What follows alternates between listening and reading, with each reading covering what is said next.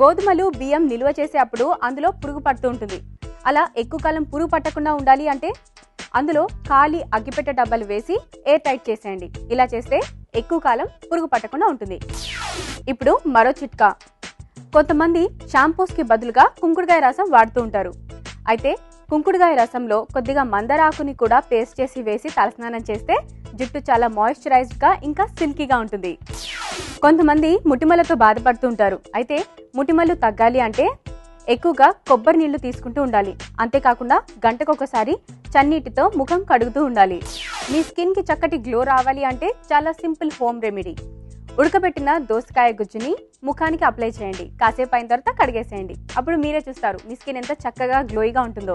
కొంతమందికి చర్మం ఎక్కువగా పగులుతూ ఉంటుంది. అలాంటి వారి కోసం ఈ చిట్కా.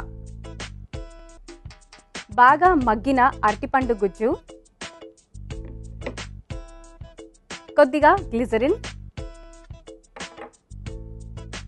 కొద్దిగా వైటమిన్ ఈ ఆయిల్, కొద్దిగా పాలమీగడ, నాలుగింటిని బాగా కలిపి మీ చర్మంపై కొద్దిగా మసాజ్ చేయండి. ఇలా చేస్తే మీ స్కిన్ పై ఉన్న డ్రైనెస్ మొత్తం పోయి అది నార్మల్గా షైన్ అవుతుంది. మీకోసం ఎంటీఆర్ మసాలా వారి చిట్కా. కొంతమంది ఇంట్లోనే సాస్ తయారు చేసుకుంటూ ఉంటారు. అయితే సాస్ ఇంకా మృదువుగా రావడానికి ఈ చిట్కా. సాస్ తయారు చేసేటప్పుడు కొద్దిగా రోజ్ వాటర్ కలిపి తయారు చేసుకుంటే సాస్ చాలా మృదువుగా వస్తుంది.